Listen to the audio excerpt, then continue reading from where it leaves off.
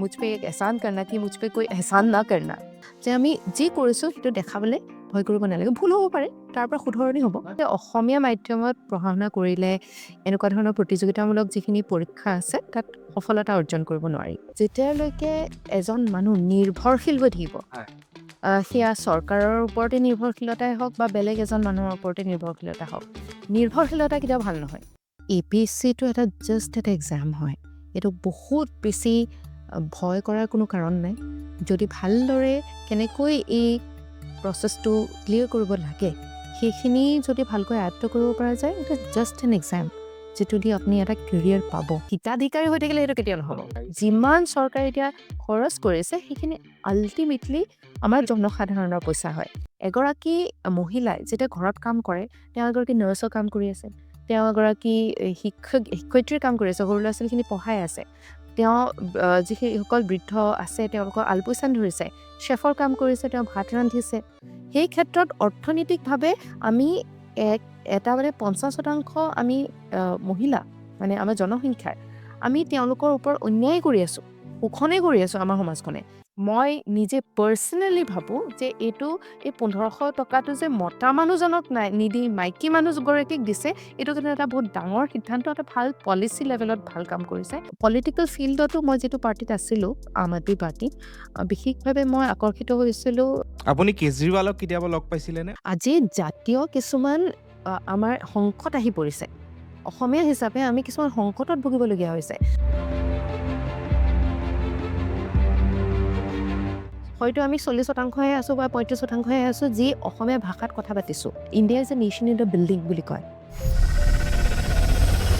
আমাৰ ভাৰতবৰ্ষখনো এখন ৰাষ্ট্ৰ হিচাপে মানে গঠন কৰিবৰ কাৰণে গঢ়িবৰ কাৰণে এতিয়াও আমি বহুত প্ৰত্যাহ্বান দেখিবলগীয়া হৈছে আৰু সেই ক্ষেত্ৰত নট অনলি জাতীয়তাবাদ আমি ৰাষ্ট্ৰবাদতো কিছু বহুত কাম কৰণীয় আছে এতিয়া আপোনাৰ নেক্সট ধৰক যদি কোনোবা পলিটিকেল পাৰ্টি আপোনাক অফাৰ কৰে যে আপুনি পলিটিক্সত আহক চ' আপোনাৰ মন আছেনে যাবলৈ মই মিছা নকওঁ বিজেপি এজিপি নে কংগ্ৰেছ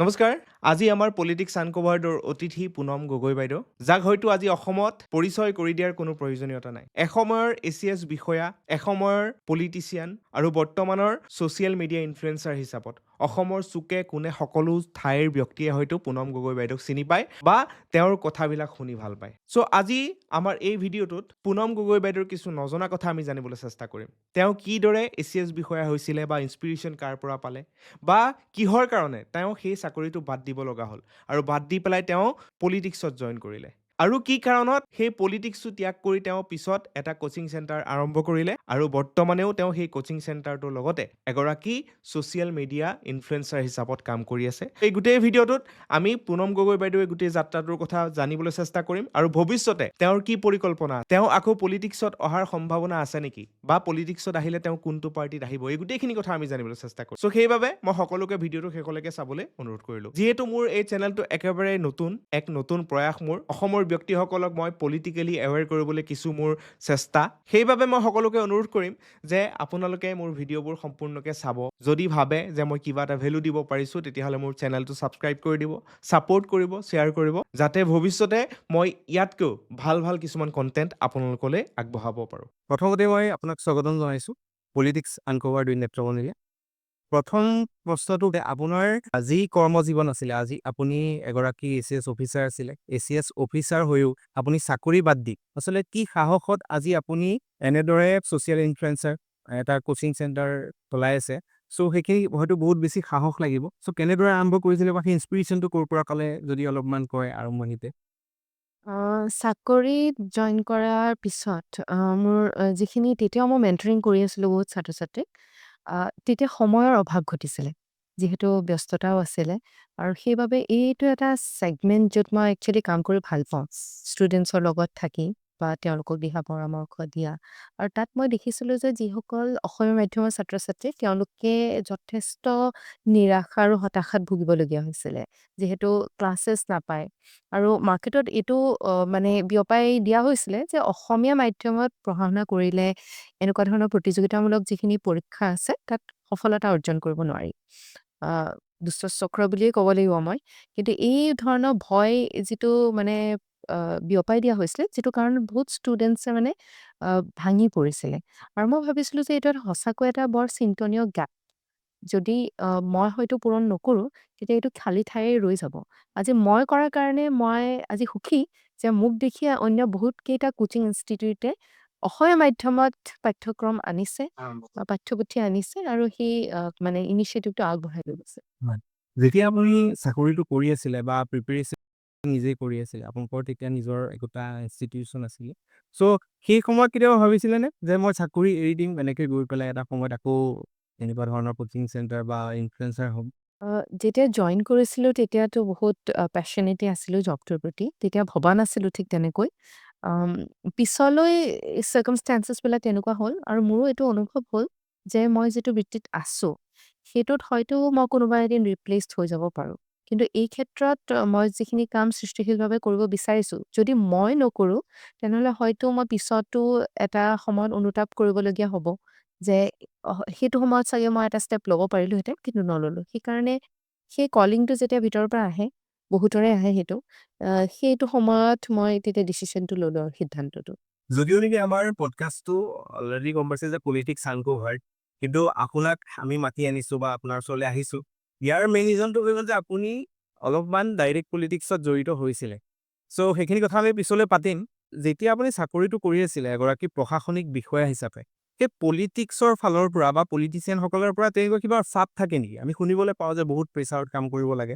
চ' সেইখিনি আপুনি কেনেকৈ টেকেল কৰিছিলে? বা বৰ্তমান যিসকলে চাকৰি কৰিব বা যিসকলে প্ৰিপেৰেশ্যন কৰি আছে, তেওঁলোকক আপুনি কিদৰে আচলতে পৰামৰ্শ দিবলৈ বিচাৰিব তাৰ সেই ক্ষেত্ৰত? পলিটিক্স চাওক, আমাৰ গণতন্ত্ৰটো এনেকুৱা ধৰণে সজোৱা হৈছে যে আমি যিখিনি এতিয়া প্ৰশাসনিক সেৱাত যিসকল লোক যায়, তেওঁলোকে ডাইৰেক্টলি পলিটিকেল এক্সিকিউটিভছৰ অধীনত পাৰ্মানেণ্ট এক্সিকিউটিভ হিচাপে কাম কৰিবলগীয়া হয়।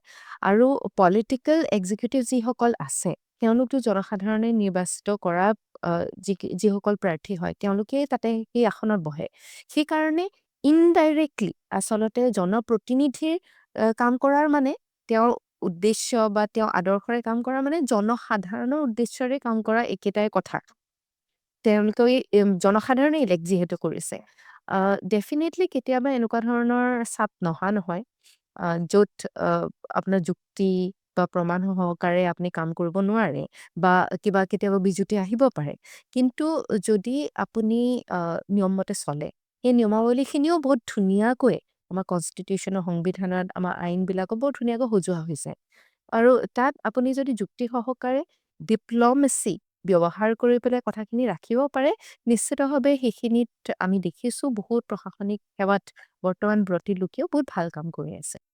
যেতিয়া আপুনি প্ৰথম অৱস্থাত চাকৰিটো এৰিম বুলি সিদ্ধান্ত লৈছিলে, হয়তো আপুনি বহুত প্ৰেছাৰত আহিব লগা হৈছিলে বা সেইটো সময়ত বহুত ভাবিব লগা হৈছিলে। আপোনাক কোনে ছাপোৰ্ট কৰিছিলে সেই ক্ষেত্ৰত? ছাপোৰ্ট ছিষ্টেমটো মানে মোৰ হাজবেণ্ডৰ নাম ল'বই লাগিব, গণপতি ৰয়। তাৰ লগতে মোৰ মা। এই দুগৰাকী ব্যক্তি। মোৰ মা মানে বহুত এগৰাকী হেডষ্ট্ৰং লেডি। তেখেতক যেতিয়া মই সিদ্ধান্তটো ক'লোঁ, তেতিয়া তেওঁ মানে এইটো বিশ্বাস মোক দিছিলে, তই যি কৰিবি ভালেই কৰিবি, সেইটো বিশ্বাস আছে মানে। আৰু ঠিক তেনেকৈয়ে যেতিয়া মই চাকৰি কৰিম বুলিও কৈছিলোঁ, আমাৰ বিয়া হোৱা নাছিলে তেতিয়া। তেতিয়াও তেওঁ মোৰ জীৱনসংগীয়ে মোক ছাপোৰ্ট কৰিছে মোৰ সেই ডিচিশ্যনটোত। চাকৰি এৰিম বুলি কওঁতেও মোক সেই ডিচিশ্যনটো ছাপোৰ্ট কৰিছে। মই যিবিলাক ডিচিশ্যন লওঁ, স্বাধীনচিতীয়াভাৱে সেই ডিচিশ্যনছবিলাক ল'বলৈ, সেই সিদ্ধান্তবিলাক ল'বলৈ মোক সদায় তেওঁ অনুপ্ৰাণিত কৰে। এনেকুৱা যদিও আমি পুৰুষতান্ত্ৰিক এখন সমাজত থাকোঁ, দেখিবলৈ পাওঁ যে মহিলাসকলক বেছিভাগ ডিচিশ্যনছত বেলেগৰ প্ৰভাৱ থাকে। হয়। আপুনি যদিও নেকি এতিয়া বৰ্তমান অসমীয়া মিডিয়ামক বেছিকে গুৰুত্ব দি পেলাই গোটেই প্ৰচেছটো চলাই আছে বা আপোনাৰ কোচিং ইনষ্টিটিউটটো চলাই আছে, কিন্তু আপুনি নিজে আপোনাৰ বেকগ্ৰাউণ্ডটো অসমীয়া মিডিয়ামৰ হয়নে? অসমীয়া নহয়। নহয়। মই ৭খন স্কুল লগা হৈছিলে। দেউতা যিহেতু প্ৰশাসনিক সেৱাতে আছিলে। আৰু মই ইংৰাজী মাধ্যমতে পঢ়া। কিন্তু অসমীয়া পাঠ্যপুথি বা আমি নভেলছ যিখিনি আছে, উপন্যাস ইত্যাদি সৰুৰে পৰা সেইখিনিৰ লগত আমাৰ সংস্পৰ্শত আমি আহিছিলোঁ। আৰু সেইকাৰণে অসমীয়া ভাষাটো আমাৰ ছেকেণ্ড লেংগুৱেজ কেতিয়াও নহয়। প্ৰথম লেংগুৱেজ হিচাপে আমাৰ ঘৰত ব্যৱহৃত হৈ আহিছে।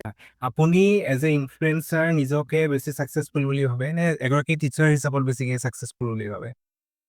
ছাকচেছ সংজ্ঞাটো মানে সফলতাৰ সংজ্ঞাটো মোৰ মতে এইটো এটা ছাবজেক্টিভ কথা। মই কিন্তু নিজকে এতিয়া কোনো দিশতে সফল বুলি তেনেকে ক'ব নিবিচাৰোঁ। হয়, মই কষ্ট কৰিছোঁ। মানে আপোনাৰ যিখিনি এতিয়ালৈকে এচিভ কৰিছে সেইখিনিলৈকে আপুনি কোনটো ফিল্ডৰ পৰা বেছিকে আহি গ'ল বুলি আ, এডুকেটেড হিচাপে মই যথেষ্ট সুখী। মই যিটো সেইটো সঁচাকৈ মোৰ পেশ্বন। মানে শিক্ষাৰ দিশত কাম কৰাৰ। যিহেতু শিক্ষাটোৱেই এটা বস্তু যিটোৱে আমাৰ সমাজত যিমানখিনি আজি অনিয়ম, অবিচাৰ ইত্যাদি দেখিবলৈ পাইছোঁ, উৎসটো মানে শিক্ষা। আজিৰ দিনতো এই ৩০ জানুৱাৰী তাৰিখে এঘৰ মানুহৰ এহাল দম্পতীক জ্বলাই দিলে। উইটচক্ৰাফ্ট মানে ডাইনী হত্যাৰ যিটো অভিযোগ, সেই অভিযোগতে। এই সমস্যাবিলাক যিবিলাক আমি সাধাৰণতে দেখিবলৈ পাইছোঁ আজিৰ দিনত 21st চেঞ্চুৰীটো, তাৰ উৎসটো হৈছে সচেতনতা আৰু সঠিক শিক্ষাৰ অভাৱ। সেইকাৰণে শিক্ষাটোৱে মোক সদায় পুছ কৰে আৰু শিক্ষামূলক কথাই মই কৈ পেলাই ইনফ্লুৱেঞ্চাৰ বুলি কৈছে যদিও মই সেই কথাটো ইমান নিজকে নাভাবোঁ। মই ইমান কিবা ইনফ্লুৱেঞ্চ কৰিব পৰা, প্ৰভাৱিত কৰিব পৰা এটা আসনত আহিছোঁ। তথাপিও মই সেইখিনি কথা জনসাধাৰণৰ মাজলৈ লৈ গৈ ভাল পাওঁ। আৰু জনসাধাৰণে ভাল পাইছে, ৰাইজে ভাল পাইছে, মৰম দিছে। সেইকাৰণে সঁচাকৈ বহুত কৃতজ্ঞ।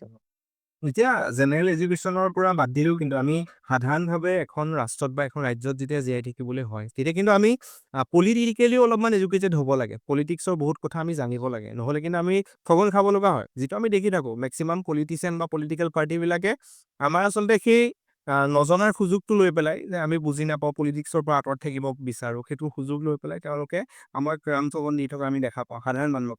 চ' সেই ক্ষেত্ৰত আপুনি সাধাৰণ জনতাক কিদৰে মানে পলিটিকেল এডুকেশ্যনৰ ফালে আগুৱাই যোৱাত মানে মটিভেট কৰিব বিচাৰে? মানে কি ধৰণৰ বহুত বেছি গুৰুত্বপূৰ্ণ কথা এটা কৈছে। আ, আপুনি বা মই ভাবিব পাৰোঁ যে পলিটিক্স আমি নকৰোঁ, পলিটিক্সটো বেয়া কথা। কিন্তু পলিটিক্সে সদায় আমাক প্ৰভাৱিত কৰিবই, 100%। সেই ক্ষেত্ৰত আমি সেই সিদ্ধান্তটো ল'ব লাগে যে আমি পলিটিক্সৰ প্ৰতি সচেতন হ'ম নে নহ'ম। কাৰণ কি ইটোতো আমাক প্ৰভাৱিত কৰিবলৈ গৈ আছে, বাই হুক অৰ বাই ক্ৰুক। সেইকাৰণে বৰ্তমান সময়ত আজিৰ দিনত মই ভাবোঁ যে জনতা সঁচাকৈ আগৰ তুলনাত যথেষ্ট সজাগ হৈছে, জাগ্ৰত হৈছে। কিন্তু তথাপিও আমি সদায় সেই চকু ৰাখিব লাগিব, ভিজিলেন্ট হ'ব লাগিব। যিখিনি কাম চৰকাৰে কৰিছে, সেইখিনি আমাৰ সামগ্ৰিক ভালৰ কাৰণে কিমান সেই উদ্দেশ্যটোত কিমান ভাল কাম কৰিছে। আৰু কোনকেইটা আচলতে আজিৰ দিনত ভাল যেন লাগিলেও পিছৰ কেইদিনমানত আমি তাৰ মানে দুৰ্ভোগ ভুগিবলগীয়া হ'ব পাৰে। সেইখিনি কথাত আমি মন দিয়া যথেষ্ট গুৰুত্বপূৰ্ণ। প্ৰত্যেকটো বস্তু আচলতে সমালোচনাত্মকভাৱে চোৱাটো গুৰুত্বপূৰ্ণ। আজিৰ দিনত আমি প্ৰত্যেকটো বস্তু যেনেকে আমাৰ ওচৰত আহিছে, তেনেকে লৈ লোৱাটোতকে দুটামান প্ৰশ্ন কৰাটো ভুল হয়।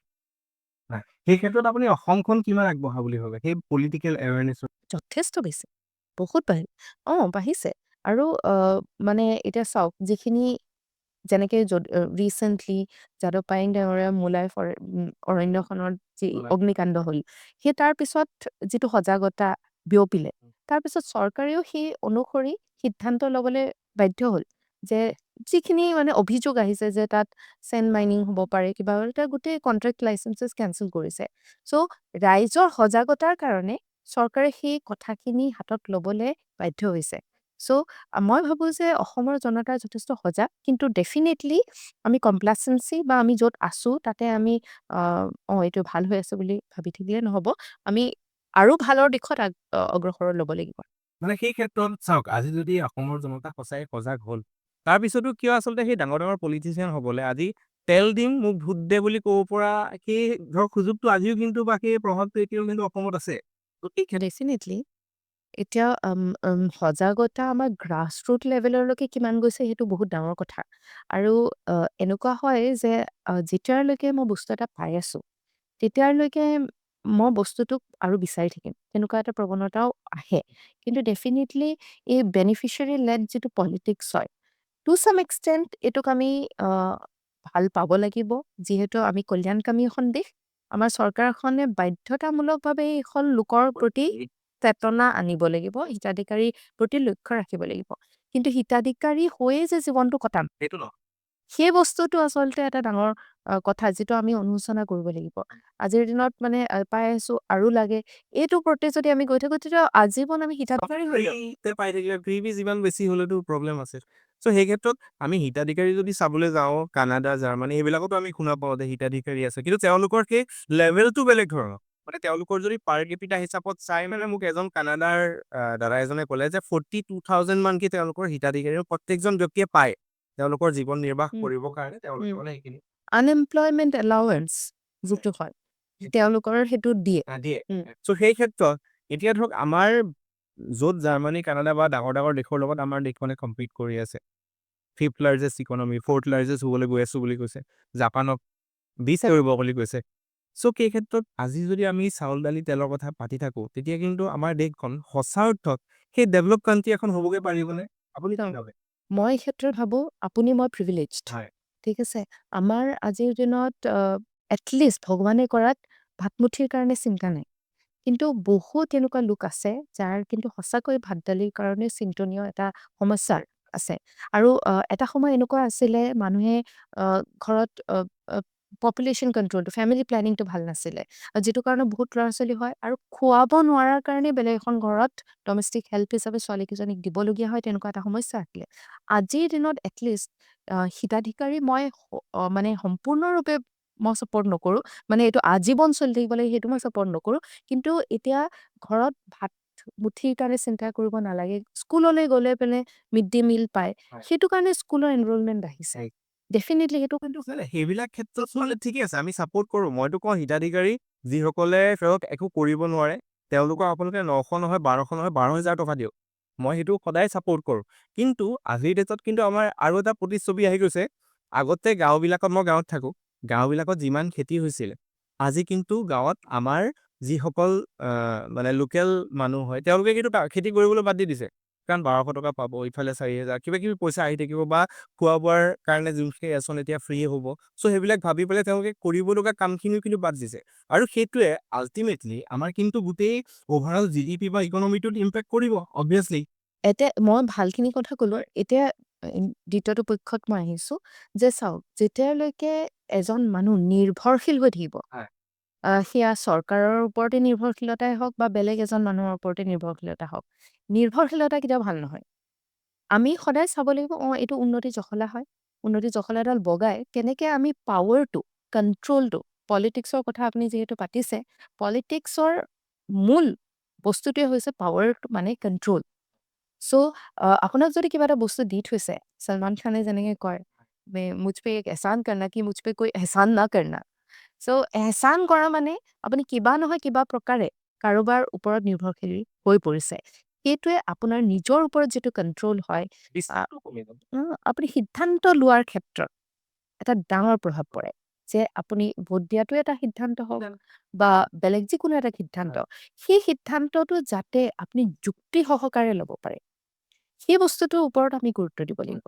আৰু যেতিয়ালৈকে এতিয়া যিসকল হিতাধিকাৰী আছে, হিতাধিকাৰীসকলক যিখিনি পইচা দিয়া হৈছে, যদি সেইখিনি উচিত জেগাত তেওঁলোকে বিনিয়োগ নকৰে, তেনেহ'লে কি সমস্যা হ'ব? মাৰ্কেটত পইচা বেছি আহিব আৰু বস্তুৰ দাম বাঢ়ি যাব। ইনফ্লেশ্যন অট'মেটিকেলি হ'ব।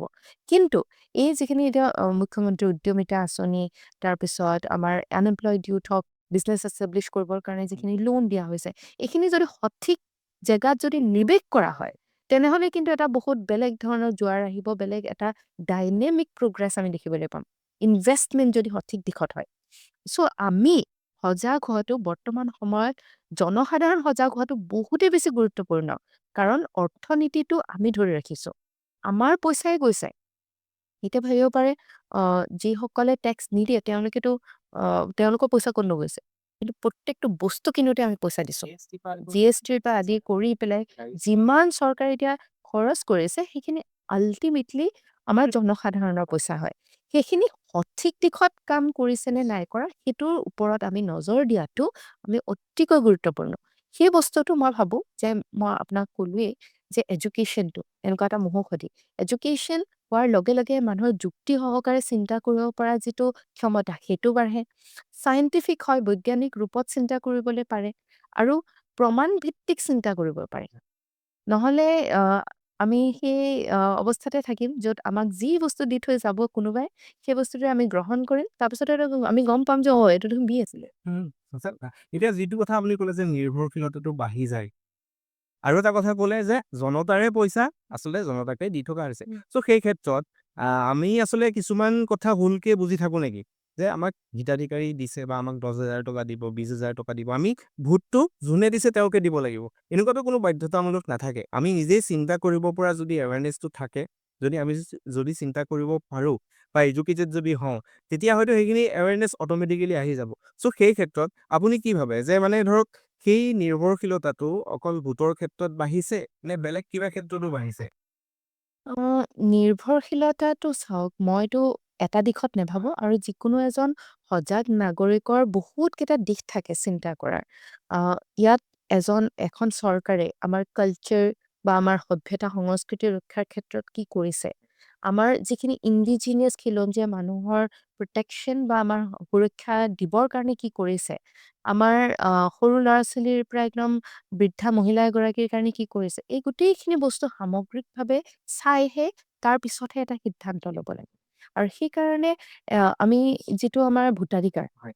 সেইটোক আমি বহুত চিৰিয়াছলি ল'ব লাগে। আমাৰ কি হয়, এইটো অপ্ৰিয় সত্য, কিন্তু আ ইলেকশ্যন, এতিয়া আমাৰ জেনেৰেল ইলেকশ্যনে নহয়, আমি কলেজৰ ইলেকশ্যনতো যি আগদিনা মাংস ভাত খোৱা যায়, আচলতে তেওঁক দিন ভোট। তেওঁক ভোটটো দিয়ে। সেই মাইণ্ডছেটটো কেনেকে চেঞ্জ কৰিব? মই সেইটো কাৰণ ভাবিছোঁ। সেই মাইণ্ডছেটটো আচলতে আমি আজিৰ দিনত ইনষ্টেণ্ট গ্ৰেটিফিকেশ্যন পোৱা এখন সমাজ হৈ পৰিছোঁ। আমি অৰ্ডাৰ কৰিলে মিনিটত আমি খাদ্য পাই যাওঁ। ঠিক আছে, আমি মন বেয়া লাগিছে, পটককে এটা ৰীল চাই দিলোঁ, মনটো ভাল লাগি গ'ল। হয়নে?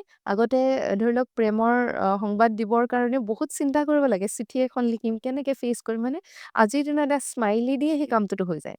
চ' ইনষ্টেণ্ট গ্ৰেটিফিকেশ্যনৰ যুগ এটাত আছোঁ আমি। আৰু সেইটোত আমি গোটেই বিশ্বৰ পপুলেশ্যনটো আজিৰ দিনত এটা ডাঙৰ সংকটৰ লগত ভুগি আছোঁ।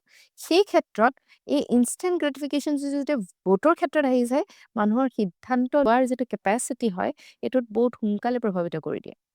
সেইকাৰণে সেই দূৰদৰ্শিতা আমি ৰাখিবৰ কাৰণে সজাগতা, সচেতনতা, এইবিলাক বস্তু বহুত গুৰুত্বপূৰ্ণ। কিন্তু সাধাৰণ যিখিনি জনতা আছে আমাৰ, সেইখিনি জনতাই হয়তো এই পৰ্যায়লৈকে আহিবৰ কাৰণে আমি ডেভেলপ থিংকিং কৰিবৰ কাৰণে বহুত সময় লাগিব।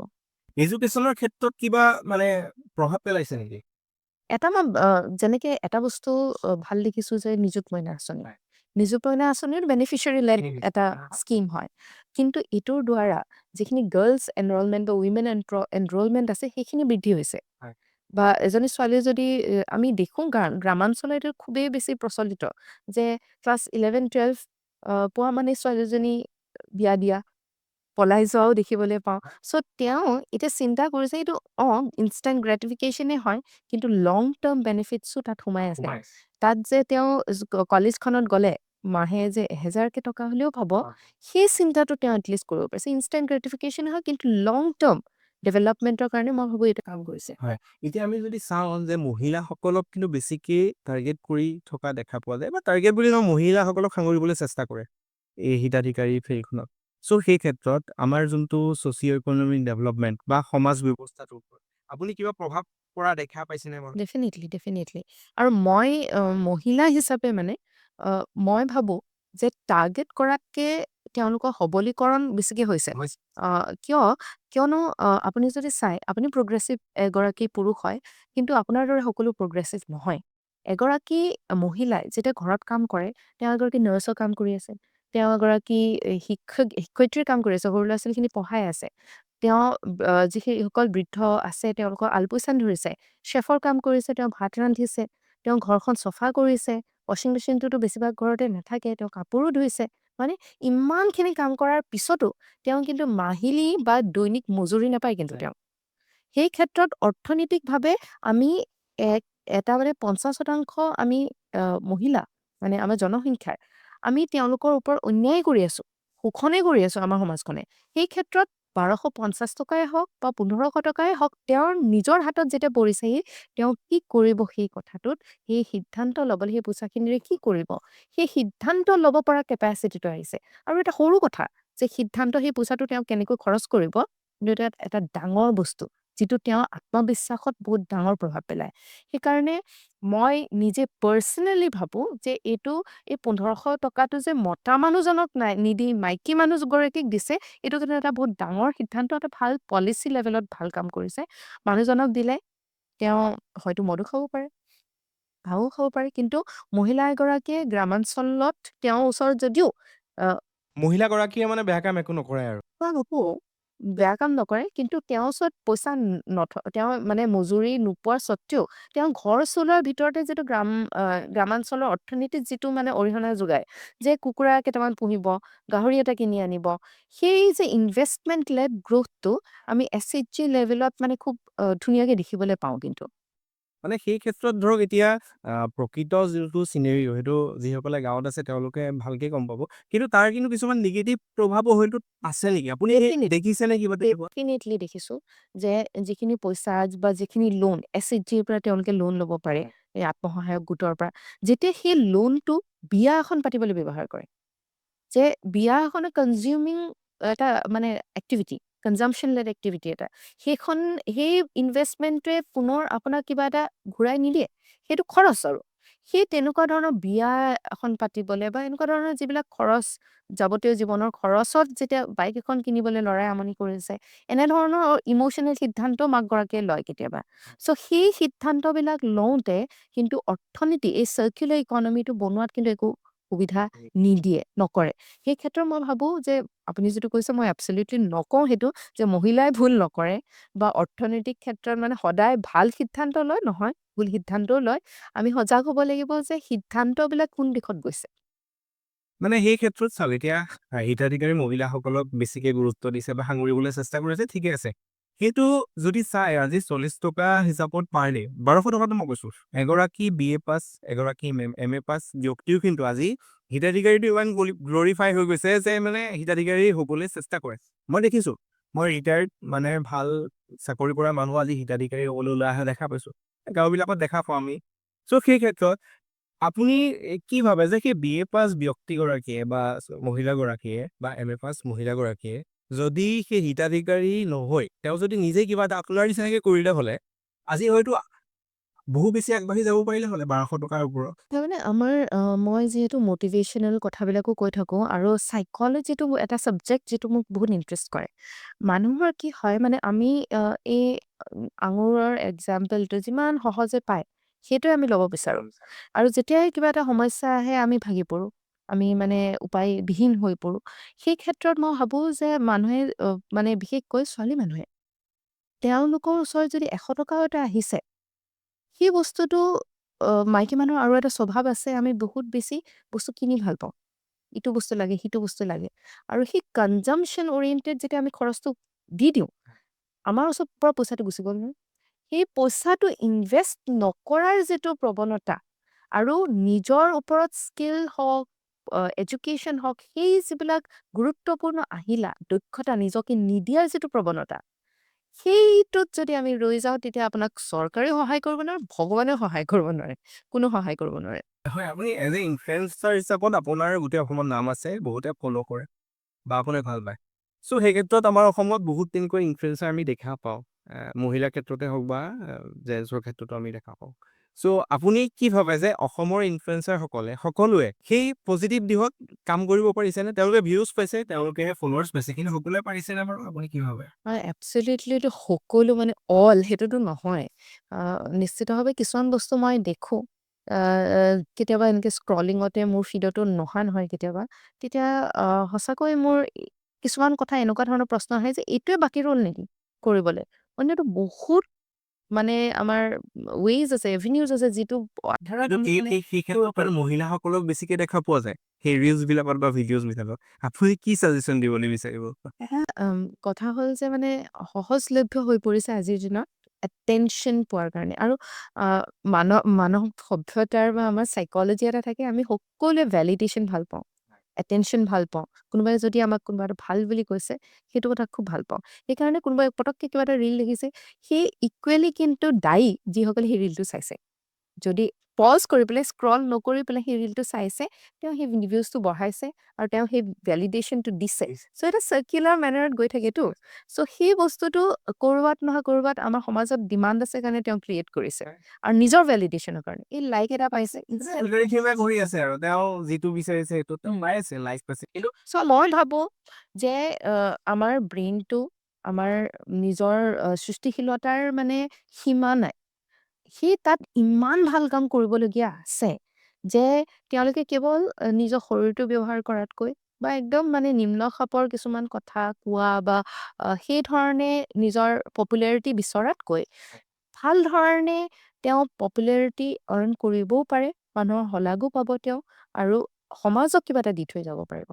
সেই ক্ষেত্ৰত আপুনি ধৰক এতিয়া প্ৰথমতে এগৰাকী এডুকেটৰ আছিলে প্ৰথম অৱস্থাত, তাৰপিছত আহিলে আপুনি ACS বিষয়া হ'ল, কিন্তু তাৰপিছত আপোনাক এক্টিভ পলিটিক্সতো আমি কেইদিনমান দেখা পাইছিলোঁ। বহুতে দেখিছে এটা ভাল পাৰ্টিত আপুনি জইন কৰিছিলে, হয়তো ষ্টেট লেভেলৰ আপুনি এটা পজিশ্যনত আছিলে। চ' সেই ক্ষেত্ৰত যেতিয়া আপুনি পলিটিক্সত আহিছিলে, সেই মহিলা হিচাপত আপুনি কি কি অসুবিধা ফেচ কৰিছিলে? মই এগৰাকী প্ৰিভিলেজড মহিলা, ঠিক আছে। হয়। মই সেইকাৰণে মোৰ ঘৰৰ ফালৰ পৰাই হওক বা মোৰ জীৱনসংগীৰ ফালৰ পৰাই হওক অসুবিধা মই কম পাওঁ। ঘৰৰ ফালৰ পৰা ছাপৰ্ট যিকোনো ক্ষেত্ৰতে মোক বহুত বহুত সহযোগিতা দিয়ে। আম, সেই ক্ষেত্ৰত পলিটিকেল ফিল্ডতো মই যিটো পাৰ্টিত আছিলোঁ, আম আদমি পাৰ্টি, বিশেষভাৱে মই আকৰ্ষিত হৈছিলোঁ দিল্লীত যিহেতু আছিলোঁ আৰু মই শিক্ষা আৰু স্বাস্থ্য ক্ষেত্ৰত চৰকাৰখনে যেনেকুৱা ধৰণৰ পদক্ষেপ লৈছিলে সঁচাকৈ লক্ষণীয় আৰু শলাগ ল'বলগীয়া, সেই তাৰ প্ৰতি আকৰ্ষিত হৈছিলোঁ আৰু মই ভাবিছিলোঁ যে মানে কিবা এটা এনেকুৱা ধৰণৰ এটলিষ্ট চৰকাৰ গঠন কৰাটোতো বহুত পিছৰ কথা, কিন্তু সজাগতা যদি আনিব পাৰোঁ এটা প্লেটফৰ্মৰ থ্ৰুদি যথেষ্ট ভাল হ'ব বুলি ভাবিছিলোঁ আৰু সেইটো কাৰণে আম আদমি পাৰ্টি জইন কৰিছিলোঁ আৰু পাৰ্টিৰ থ্ৰুদিও মই বহুত কথা শিকিলোঁ, জানিলোঁ। এক্টিভ পলিটিক্সত সমাজখনত কেনেকুৱা ধৰণে পাৱাৰ পলিটিক্স বা ডাইনেমিক্সবিলাকে কাম কৰে সেই কথা বুজিলোঁ আৰু ষ্টেট লেভেলত জেনেৰেল ছেক্ৰেটাৰী পষ্টত মই আছিলোঁ। চ' পাৰ্টিও মোক সুবিধা নিদিয়া নহয়। মহিলা হিচাপে I also' came with certain skills, মোৰো কিছু দক্ষতা অৰ্হতা আছিলে কাৰণে সেই পজিশ্যনটো দিছিলে বুলি মই ভাবোঁ। হয়, কি যেতিয়া আপুনি আছিলে ধৰক এবছৰমান আছিলে ন? চ' সেই সময়খিনিত আপুনি কিবা ছ'চাইটিত ৰিফৰ্ম আনিব পাৰিছিলেনে বা আম আদমি পাৰ্টিৰ এগৰাকী GS হৈ পেলাই সেই আমাৰ অসমৰ যোনটো পলিটিকেল চিন তাত কিবা ইম্পেক্ট পেলাব পাৰিছিলেনে? ইমান ডাঙৰটো এটাতো আম আদমি পাৰ্টি অসমত তেনেই নগণ্য আছিলে, এতিয়াতো একেবাৰে নাই বুলিয়ে ক'ব পাৰি। সেই ক্ষেত্ৰত বিশেষ মই প্ৰভাৱ পেলাব পাৰিছিলোঁ বুলি কোৱাটো মিছা হ'ব। ডেফিনেটলি কিছু সংখ্যক লোকে মই পলিটিক্সত অহাৰ কাৰণে যুৱচামে তেওঁলোকে ইনস্পায়াৰ্ড হৈছিলে আৰু তেওঁলোকে মোক ডিৰেক্টলি আহি কৈছিলে বহুতে যে আপুনি থকাৰ কাৰণে বহুত ভাল লাগিছে, উই নিড মোৰ উইমেন ইন পলিটিক্স আৰু আপুনি থকাৰ কাৰণে আমাৰো আহিবলৈ মন গৈছে। তেনেকুৱা বহুতখিনি কথা শুনিবলৈ পাইছিলোঁ, সেইটোৱে মানে অনুপ্ৰেৰণা দিছিলে মোক। আপুনি কেজৰিৱালক কেতিয়াবা লগ পাইছিলেনে? অৰবিন্দ কেজৰিৱাল, আপোনালোকৰ পাইছিল। Party chief. চ' তেওঁৰ বিষয়ে আপুনি কি ভাবে? মানে তেওঁৰ পৰা আপুনি হয়তো মটিভেট হৈছিলে, সেইবাবে তেওঁ সেইটো আপুনি পাৰ্টিত জইন কৰিছিলে। ডেফিনেটলি তেওঁ যিখিনি মই ক'লোৱেই যে স্বাস্থ্য আৰু শিক্ষা খণ্ডত যিখিনি কাম কৰিছিলে সেইখিনিৰ প্ৰতি মই আকৃষ্ট হৈছিলোঁ। কিন্তু মই ভাবোঁ যে ইণ্ডিয়ান পলিটিক্সৰ যিটো ডাইনেমিক্স সেইটো চাগে তেওঁ বুজাত অকণমান অসুবিধা হৈছিলে, যিটো কাৰণত অসমত যেনেকুৱাকৈ অৰ্গেনাইজেশ্যন বা আমাৰ দলটো যেনেকুৱা ধৰণে সংগঠিত হ'ব লাগিছিলে সেই সংগঠিত কৰাত হয়তো কিছু ক্ষেত্ৰত সেই লিডাৰশ্বিপটোত অভাৱ মই দিবলৈ পাইছোঁ। আপোনাৰ অভাৰঅল এক্সপিৰিয়েঞ্চটো কেনেকুৱা? আম আদমি পাৰ্টি 1 বছৰ বা 1.5 বছৰ দি আছে। শিকিলোঁ বহুত কথা, বহুত বেছি শিক্ষা দিলে। মই লাৰ্ণিং এক্সপিৰিয়েঞ্চ এটা বুলি ক'ম। মিডিয়া ফেচ কৰিব পৰা এটা মোক প্লেটফৰ্ম দিলে। তাৰপিছত সংগঠন কি হয়, ভিত্তি কি হয় পলিটিক্সত, সেই কথাটো মই বাৰুকৈ বুজি পালোঁ। যে অকল ফেঞ্চিফুল কথা কৈ থাকিলে যেতিয়ালৈকে আমি গ্ৰাছৰুটৰ প্ৰব্লেমছ ইছ্যুজবিলাক নুবুজোঁ বা সংগঠিত কৰিব নোৱাৰোঁ, তেতিয়ালৈকে পলিটিক্সত মানে একো লাভ নাই। আপুনি বিউৰ'ক্ৰেচিৰ পৰা ডাইৰেক্টলি পলিটিক্সলৈ আহিছিলে। দুইটা লিংক আছে। চ' সেই ক্ষেত্ৰত ক'ত বেছি পাৱাৰফুল বুলি অনুভৱ কৰিছিলে নিজকে? দুইটাতে মোৰ বহুত ভাল লাৰ্ণিং এক্সপিৰিয়েঞ্চ আছে। আই কেনট ডিনাই ইট। মই যদি কওঁ অকৃতজ্ঞতা মানে সেইটো নিদৰ্শন হ'ব। বিউৰ'ক্ৰেচিয়ে যথেষ্ট শিকাইছে মোক আৰু যথেষ্ট এখন ভাল ডিষ্ট্ৰিক্টত আছিলোঁ, য'ত অসমত থকা স্বত্তেও ডিষ্ট্ৰিক্টখনৰ ইউনিক চেলেঞ্জেছ আছিলে। প্ৰত্যাহ্বানবিলাক বেলেগ ধৰণৰ আৰু জনগাঁথনিও বেলেগ ধৰণৰ। সেইকাৰণে ডিমা হাছাওত কাম কৰাৰ পিছত যথেষ্ট মানে মোৰ অভিজ্ঞতা হ'ল। বিউৰ'ক্ৰেচি, প্ৰশাসনিক সেৱাৰ যিখিনি আগতে হয়তো ভবা নাছিলোঁ যেতিয়া মই প্ৰিপেৰেশ্যন কৰি আছিলোঁ যে এনেকুৱা হ'ব পাৰে নেকি বা এনেকুৱা চিটুৱেশ্যনো হ'ব পাৰে। গোটেইখিনি বস্তু মই প্ৰত্যক্ষভাৱে নিজে আছিলোঁ, দেখিলোঁ আৰু নিজৰ অভিজ্ঞতাৰ দ্বাৰা মই যথেষ্ট অভিজ্ঞতাৰে চহকী হ'লোঁ। তাৰপিছত আম আদমি পাৰ্টিটো মই তেনেকুৱা ধৰণে এখন প্লেটফৰ্ম পালোঁ, যিখন প্লেটফৰ্মৰ দ্বাৰা মই যথেষ্ট শিকিলোঁ আৰু পলিটিক্সটো বুজিবৰ কাৰণে সেই তাৰ পৰা এখন প্লেটফৰ্ম পোৱাৰ দৰে হ'ল। আম আদমি পাৰ্টিৰ পৰা আপুনি বহুতখিনি শিকিছে বুলি অলৰেডি কৈছে আৰু কিয় এৰি আহিব লগা হ'ল আচলতে মানে কিয় ভাবিলে যে মই আৰু পলিটিক্সত নাথাকো বা তেনেকুৱা যিহেতু মই ক'লো সংগঠনৰ অভাৱ আৰু যিসকল লোক গ্ৰাছৰুট লেভেলৰ কাৰ্যকৰ্তা আছে তেওঁলোকৰ লগত যিটো লিংক থাকিব লাগে একেবাৰে টপ লিডাৰশ্বিপৰো এটা লিংক থাকিব লাগিব, নহ'লে বিচ্ছিন্ন হৈ যাব। সেই সংগঠনটোৰ সংগঠিত কৰা বা সংগঠনটোৰ লগত জড়িত হোৱা যিটো প্ৰক্ৰিয়া, সেই প্ৰক্ৰিয়াটো যথেষ্ট দুৰ্বল। আম আদমি পাৰ্টি হয়। মানে অসমৰ ক্ষেত্ৰত দুৰ্বল বুলি ভাবে নে গোটেই মানে অভাৰঅল ভাৰতৰ অসমৰ ক্ষেত্ৰত বেছিকৈয়ে দুৰ্বল, হয়। ভাৰতবৰ্ষৰ ক্ষেত্ৰতো সেইটো কিন্তু মানে বৰ কিন্তু তেওঁলোকে দুবাৰকৈ দিল্লীত চৰকাৰ গঠন কৰিলে, বৰ্তমানেও আমাৰ পাঞ্জাৱত চৰকাৰ চলি আছে। অৰবিন্দ কেজৰিৱালৰ লগত কেতিয়াবা ধৰক আপোনালোকৰ কনফাৰেন্স বা ফোনত হ'লেও কথা বতৰা হৈছে চাগে। ভাৰ্চুৱেলি আমি কথা পাতিছোঁ। হয়। এতিয়া আপোনাৰ নেক্সট ধৰক যদি কোনোবা পলিটিকেল পাৰ্টি আপোনাক অফাৰ কৰে যে আপুনি পলিটিক্সত আহক, চ' আপোনাৰ মন আছেনে যাবলৈ? মই মিছা নকওঁ, এতিয়ালৈকে তেনেকুৱা ধৰণে মোক এপ্ৰ'চ কৰিছেও। কিন্তু মই নিজে ভালকৈ পৰ্যবেক্ষণ নকৰালৈকে, ভালকৈ নুবুজাৰলৈকে তেনেকুৱা কোনো সিদ্ধান্ত ল'ম বুলি মই এতিয়া ভবা নাই। মানে ফিউচাৰত হ'বও পাৰে। ভগৱানে যদি কৰে, ৰাইজে যদি তেনেদৰে বিচাৰে, এতিয়া ময়ো ৰাইজৰ পৰা তেনেকুৱা ধৰণে মোক বিচাৰিছে বুলি মই গম পোৱা নাই এতিয়ালৈকে। তো তেনেকুৱা ধৰণৰ যদি আহে আৰু তেনেকুৱা ধৰণৰ যদি প্লেটফৰ্ম পোৱা যায়, মেবি অনাগত দিনত কেতিয়াবা তেনেকুৱা ধৰণৰ ভাবিব পাৰোঁ। আপুনি পলিটিচিয়ান পুনম গগৈ হৈ যোৱাৰ পিছত ইনফ্লুৱেঞ্চাৰ পুনম গগৈ কি হ'ব? বহুতেতো আপোনাক ধৰক এতিয়া ফ'ল' কৰে যে নিউট্ৰেল এটা আপুনি দিব পাৰে তেওঁলোকক। চ' সেই তেতিয়া কিন্তু আপুনি যেতিয়া এটা পাৰ্টিকুলাৰ পাৰ্টিত গুচি যাব, আপোনাৰ আদৰ্শ কিন্তু অলপ হ'লেও সলনি কৰিব লাগিব। যিকোনো এটা এতিয়া চাওক, আদৰ্শৰ কথা হ'ল যে আমি ভাৰতবৰ্ষৰ এখন নিচিনা দেশক যদি শাসন কৰিবলৈ হয় বা ৰুল কৰিবলৈ হয় বা জনহিতাৰ্থে যদি কাম কৰিবলৈ হয়, ভাৰতবৰ্ষখন বহুত ডাইনেমিক হয়। বহুত কেইটা লেংগুৱেজ ভাষা লোকত আমি বিভক্ত। আমি বিভিন্ন ৰেচিয়েল ষ্টকত বিভক্ত। ইমানকেইটা বিভক্তিকৰণ আছে আমাৰ মাজত যে আমাৰ যিকোনো এটা আজিৰ দিনতো মই যদি নিউট্ৰেল যিটো আপুনি কৈছে ষ্টেণ্ড এটা লওঁ, যিকোনো এটা অপিনিয়ন দিওঁ, তাতেও বহুত কেইটা ভাগ থাকে যি মোক সেই অপিনিয়নটোতো সমৰ্থন কৰিব বা আচলতে কোনেও ছাপোৰ্ট নকৰে, তথাপিও কিন্তু এতিয়া আপোনাৰ লগত যিমান মানুহ হয়তো আছে, যিমানে ফ'ল' কৰে, যিমানে ভাল পায়, হয়তো তেতিয়া সেই তাৰ মাজৰে বহুত কেইজন আপোনাৰ হেটাৰ্ছলৈ কনভাৰ্ট হৈ যাব। যেতিয়ালৈকে মই ভাবোঁ মই যিখিনি হেটাৰ্ছ বুলি নহয়, মই যেতিয়ালৈকে কাৰোবাক অন্যায় নকৰোঁ, হয়। তেতিয়ালৈকে মই ভাবোঁ যে মোক ঘৃণা কৰাটো বৰ যুক্তিসংগত নহয়। কিন্তু তথাপি আমি দেখা পাওঁ যে মানে তেনেকুৱা ধৰণৰ যেতিয়া পলিটিক্সত গুচি যোৱা হয়, বেলেগ এটা পাৰ্টিৰ মানুহে বেলেগ এটা পাৰ্টিক নিন্দাটো কৰে, সেইটো পলিটিকেল এটা কাইণ্ড অফ এই গোটেই অৰ্গেনাইজেশ্যনটোৱে তেনেকুৱা বা স্কিমটোৱে তেনেকুৱা পলিটিক্সটো, য'ত এটা ধৰণৰ আপুনি এতিয়া মানুহে মানে মোৰ যে এটা কাইণ্ড অফ আইডিঅলজি আছে সেইটো ক্লিয়াৰ নহয়। হয়। যে যেতিয়াই মানে এইটো ক্ষেত্ৰত মোৰ অপিনিয়নটো এইটো ক্ষেত্ৰত মোৰ অপিনিয়নটো এইটো স্পষ্ট হৈ যায়, তেতিয়া একাংশ মানুহে মোক ভাল পাব, একাংশ মানুহে মোক বেয়া পাব। আৰু মই এইটো বিশ্বাস কৰোঁ যে সামগ্ৰিকভাৱে মানুহৰ ভাল হ'ব লাগে, দেশখনৰ ভাল হ'ব লাগে, অসমখনৰ ভাল হ'ব লাগে। ছ'চিয়েল মিডিয়াৰ লগত যিহেতু আপুনি জড়িত, চ' ছ'চিয়েল মিডিয়াই কেনেকৈ আচলতে অসমৰ পলিটিক্সত ইনফ্লুৱেঞ্চ কৰিব পাৰে বুলি ভাবে? খুব কম, মই ভাবোঁ একেবাৰে নথকাও নহয়, ইনফ্লুৱেঞ্চ বা প্ৰভাৱ নপেলোৱাও নহয়, কিন্তু মই ভাবোঁ যে পলিটিক্সৰ ক্ষেত্ৰত মানে কাৰ্যকৰ্তা, সংগঠন আৰু জনসাধাৰণ এইকেইটা বেছি গুৰুত্বপূৰ্ণ। এই ক্ষেত্ৰত আমি দেখিছিলোঁ বিহাৰত ছ'চিয়েল মিডিয়াত এটা ডাঙৰ মানে জাগৰণ হৈছিলে, তাৰপিছতো কিন্তু বিহাৰ ৰিজাল্টটো তেনেকুৱা আহিলে। কিন্তু অসমৰ ক্ষেত্ৰত আপুনি কি ভাবে যে সেই ছ'চিয়েল ইনফ্লুৱেঞ্চাৰ বা ছ'চিয়েল মিডিয়া ইনফ্লুৱেঞ্চাৰসকলে এই পলিটিক্সৰ ফিল্ডখনত মানে ইনফ্লুৱেঞ্চ কৰিব পাৰে বুলি ভাবেনে? মই একেই বুলি ভাবোঁ মই। খুব কম। একেবাৰে নোহোৱা নহয়, প্ৰভাৱিত নিশ্চিতভাৱে কৰিব পাৰে। কিন্তু মই ভাবোঁ আল্টিমেটলি যিহেতু ডেম'ক্ৰেচি হয়, জনসাধাৰণেই হৈছে ৰাইজেই হৈছে আটাইতকৈ ডাঙৰ বস্তু।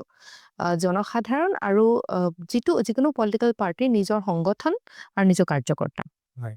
আমাৰ অসমৰ ক্ষেত্ৰত আটাইতকৈ ডাঙৰ ছ'চিঅ' ইকনমিক চেলেঞ্জ কি বুলি ভাবে অসমৰ ক্ষেত্ৰত বৰ্তমান? এটাটো আমাৰ জিঅ'গ্ৰাফিকেল লোকেশ্যনটো, যিটো কাৰণে আমাৰ বানপানীয়ে প্ৰত্যেক বছৰে আমাক জৰ্জৰিত কৰে। তাৰ উপৰিও আমাৰ ক্ষেত্ৰত এতিয়া এনেকুৱা এটা অৱস্থা হৈছে য'ত মানে এগ্ৰিকালচাৰত আমাৰ 42% কৃষিত এতিয়া মানুহ আছে, উৎপাদন মানে হেৰিত লগত জড়িত। কিন্তু ইয়াৰ পৰা GDP আহি আছে কেৱল 18%। মানে বুজি পাইছে? প্ৰডাক্টিভিটি, উৎপাদনশীলতা কিমান কম। তাৰ নেক্সট আহে ইণ্ডাষ্ট্ৰিজ, সেই একেই। মানে আমাৰ around 15-20% মানুহ ইয়াৰ লগত জড়িত। নহয়, 15-20% GDP ইয়াৰ লগত আহি আছে, কিন্তু আগেন বহুত মানুহ ইয়াৰ লগত জড়িত হৈ আছে। উৎপাদনশীলতা সিমানেই কম। অকল উৎপাদনশীলতা বেছি আমাৰ ছাৰ্ভিচেছৰ ক্ষেত্ৰত, যিটো সামগ্ৰিকভাৱে আমি ভাৰতবৰ্ষৰো দেখিবলৈ পাওঁ। ছাৰ্ভিচেছত কম সংখ্যক মানুহ আছে, কিন্তু GDP তাৰ প্ৰপৰ্চনত যথেষ্ট বেছি। তাৰমানে এটা কথা আমি এটা ধাৰণা কৰিব পাৰোঁ যে অসমীয়া মানুহে ছাৰ্ভিচ ইণ্ডাষ্ট্ৰিটোত চাগে ভাল কৰিব পাৰে। সেই ক্ষেত্ৰত টুৰিজম, আমাৰ যিটো মানে কি বুলি কয়, বহুত ডাঙৰ স্ক'প আছে। বিশেষকৈ এডভেঞ্চাৰ টুৰিজম, তাৰপিছত ইকো টুৰিজম, এই ক্ষেত্ৰত মানে আমি যদি ভাল কাম কৰিব পাৰোঁ, আৰু লগতে এতিয়া যোৱা বছৰ লৈকে বা এই বছৰটোলৈকে 2025 লৈকে যিমানখিনি MSME নতুনকৈ পঞ্জীয়নভুক্ত হৈছে, তাৰ পৰা এটা নতুন দিশ আমি দেখিবলৈ পাইছোঁ। যদি MSME ছেক্টৰটোত আৰু কিছুমান ছেক্টৰছ আমি আনিব পাৰোঁ, MSME নকওঁ, MSMEৰ যিটো পৰিসৰটো বহুত ডাঙৰ, নেনো ছেক্টৰ এটাও আনিব পাৰোঁ, সেই ক্ষেত্ৰত বহুত ডাঙৰ মানে নতুন দিশত কাম কৰাৰ সুযোগ আছে বুলি মই ভাবোঁ। কিন্তু একেটা ক্ষেত্ৰতে মই ভাবোঁ যে নতুন উদ্ভাৱন, ইন'ভেশ্যনত যথেষ্ট পিছ পৰি আছোঁ আমি। ইন'ভেশ্যন যেতিয়ালৈকে আমি নকৰিম, ৱৰ্ল্ড মাৰ্কেট বা গ্ল'বেল মাৰ্কেট চেইনত আমি ভেলিউ এডিশ্যন খুব কম কৰিব পাৰিম, টেকন'লজিটোৰ যদি আমি প্ৰযুক্তি ব্যৱহাৰ নকৰোঁ আজিৰ দিনত। সেইকাৰণে মই ভাবোঁ যে এই প্ৰযুক্তিবিদ্যাত আৰু নতুন উদ্ভাৱনৰ ক্ষেত্ৰত ৰাইজক সচেতন কৰোৱা আৰু চৰকাৰে এই ক্ষেত্ৰত নিৱেশ বৃদ্ধি কৰাত মই ভাবোঁ যে গুৰুত্বপূৰ্ণ ভূমিকা আছে। চ' সেই ক্ষেত্ৰত এতিয়া চৰকাৰখনে বৰ্তমান যোনখন চৰকাৰ চলি আছে, আটাইতকৈ কোনটো ফিল্ডত ভাল কাম কৰিছে বুলি ভাবে বৰ্তমান সময়ত? ইনফ্ৰাষ্ট্ৰাকচাৰত ভাল কাম কৰিছে বুলি মই ভাবোঁ। হয়। যিহেতু বহুত বহুত হাজাৰ কিলোমিটাৰ ৰোডছ নতুনকৈ নিৰ্মাণ হৈছে, ৰাস্তা নিৰ্মাণ হৈছে। আৰু এইটোতো গোটেই ভাৰতবৰ্ষতে হৈছে বা এইটো এটা চেন্ট্ৰেল প্ৰজেক্ট বুলি ক'ব পাৰি। কিন্তু আমাৰ অসমৰ ক্ষেত্ৰত যদি কয় আপুনি যে অসমৰ ফালৰ পৰা এইখিনি কাম বহুত বেছি ভাল হৈছে। নহয়, এইখিনিত বিশেষকৈ মই এইটো কাৰণে ক'ব বিচাৰোঁ, ইনফ্ৰাষ্ট্ৰাকচাৰৰ কথাটো এইকাৰণেই উল্লেখনীয়, কাৰণ কি ইয়াৰ আগৰলৈকে বহুতখিনি গ্ৰামাঞ্চল এনেকুৱা আছিলে য'ত আমাৰ কানেক্টিভিটি ইছ্যুজ আছিলে। আৰু যেতিয়ালৈকে লজিষ্টিক্সত আমি পিছ পৰি থাকিম, যিমান ভাল আমি উৎপাদন নকৰোঁ কিয়, সেই বস্তুখিনি যদি মাৰ্কেট বিচাৰি নাপায়, তেতিয়াহ'লে মিছা। তাৰ মানে ফল নাপাব। আৰু দ্বিতীয়টো কথা হৈছে, আমাৰ এতিয়াও ইণ্টাৰনেটৰ যুগত আমাৰ অসমত ইণ্টাৰনেট যথেষ্ট শ্ল' বা পিছ পৰি আছোঁ। সেই ক্ষেত্ৰত গেটৰ কথা চিন্তা চৰ্চা কৰি আছে। যিমান সোনকালে সম্ভৱ হয়, এইটো প্ৰত্যেকটো দিশতে আমাক ফাষ্ট ইণ্টাৰনেট কানেক্টিভিটি আগেন বহুত বেছি গুৰুত্বপূৰ্ণ, য'ত উল্লেখনীয় কাম হ'ব লাগে বুলি মই ভাবোঁ। হয়। আৰু কোনটো ফিল্ডত একদম মানে বেয়া কাম কৰি আছে বা কৰিবলগীয়া বহুতখিনি আছে বুলি আপুনি ভাবে গভমেণ্টখনে? মানে ভালদৰে কাম কৰিব মই ভাবোঁ স্বাস্থ্য। চাইছোঁ। স্বাস্থ্য খণ্ডটোত মই একেবাৰে এইটো নকওঁ যে বেয়া কাম হৈ আছে বুলি নকওঁ, কিন্তু যথেষ্ট পিছ পৰি আমি নিশ্চিতভাৱে আছোঁ। আজিৰ দিনতো আমি গুৱাহাটী GMCHত ইমান বেছি ৰাছ কিয় দেখিবলৈ পাওঁ?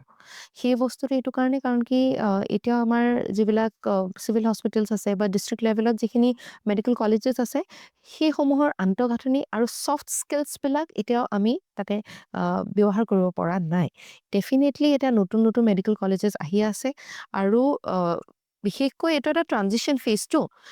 সেইখিনি জেগাত যেতিয়ালৈকে আমি ভাল ডক্টৰ্ছ নাপাম আৰু লগতে কেৱল চৰকাৰ নহয় যিমানখিনি ডক্টৰ্ছ আমাৰ মানে আমাৰ অসমতে প্ৰডিউচ হয় তাৰ কেৱল 1-2% গভৰ্ণমেণ্ট হস্পিটেলছবিলাকত কাম কৰে তেওঁলোকে নিবিচাৰে নিবিচাৰে সেইকাৰণে স্বাস্থ্য খণ্ডটো ইমান বেছি পিছ পৰি আছে আৰু ধৰি লওক আপুনি এজন ডক্টৰ আপুনি ছাৰ্ভিচ ইণ্ডাষ্ট্ৰিটোত কাম কৰিছে তাকো আপুনি গভৰ্ণমেণ্টত কাম কৰে নিশ্চিতভাৱে আপুনি আৰ্বান কোনোবা এটা জেগাতে কাম কৰিব আৰু ফলত কি হয় যিসকল লোক আমাৰ অসমৰ বেছি সংখ্যক লোক আমাৰ গ্ৰামাঞ্চলত বাস কৰে তেওঁলোকে এই জনস্বাস্থ্য সেৱাৰ পৰা বঞ্চিত হৈছে চ' সেইটো মই ভাবোঁ যে বহুত ডাঙৰ এটা ক্ষেত্ৰত আমি পিছ পৰি আছোঁ ট্ৰানজিশ্যনটো হৈ আছে যিমান সোনকালে হয় সিমান আমাৰ নিজৰ কাৰণেতো ভালেই তাৰ লগতে মেডিকেল টুৰিজমৰ ডাঙৰ এটা স্ক'প আছে ইতিমধ্যে আমি দেখিবলৈ পাইছোঁ নেপাল ভূটান ইভেন বাংলাদেশৰ পৰা যথেষ্ট মেডিকেল টুৰিজম ইয়াত স্বাস্থ্য সেৱাৰ কাৰণে বহুত লোক আহিব ধৰিছে এতিয়া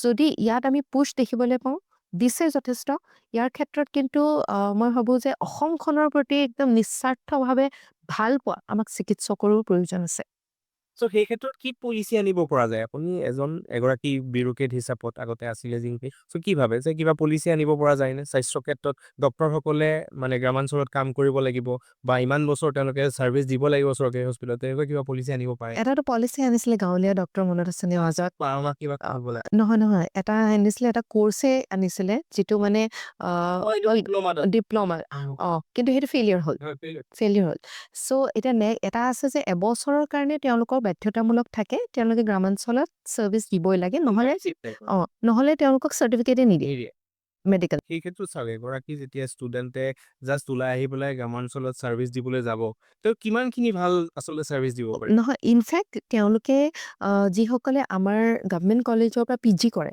তেওঁলোকৰ কাৰণেও বাধ্যতামূলক হয় বাধ্যতামূলক কিন্তু কথা হ'ল এবছৰটোৱে জানো এই গোটেই সমস্যাটো সমাধান কৰিব নোৱাৰে গোটেই ভাৰতবৰ্ষতে ডক্টৰৰ সংখ্যা একদম সামান্য বহুত কম নাই যিটো মানে আমাৰ WHO ৰিকমেণ্ডেশ্যন পাৰ পপুলেশ্যন মানে 1000 জনসংখ্যাৰ ভিত্তিত আমাৰ এজনকৈ ডক্টৰ লাগে কিন্তু আমাৰ সেইটো এৰাউণ্ড ডাবলৰ নিচিনা হৈ আছে মানে সিমান আধাতকেও কম মানে আমাৰ ডক্টৰ্ছ চ' সেই প্ৰব্লেমটোৰ কাৰণে এতিয়া আমাৰ জনসাধাৰণৰ আউট অফ পকেট এক্সপেণ্ডিচাৰ বহুত হয় মানুহৰ আটাইতকৈ ডাঙৰ খৰচটো যদি আছে ন সেইটো স্বাস্থ্য বুলিয়ে ক'ব লাগিব একদম গাঁঠিৰ ধন ভাঙি নিজৰ মাটি বাৰী বিক্ৰী কৰিবলগীয়া অৱস্থা হয় কাৰণ আমাৰ পাব্লিক ইনফ্ৰাষ্ট্ৰাকচাৰটো যথেষ্ট এতিয়াও মানে সিমান সবল হ'ব পৰা নাই সেই লোডটো ল'ব পৰা হোৱা নাই সেইকাৰণে মই ভাবোঁ যে এই ক্ষেত্ৰত মানে পলিচিজ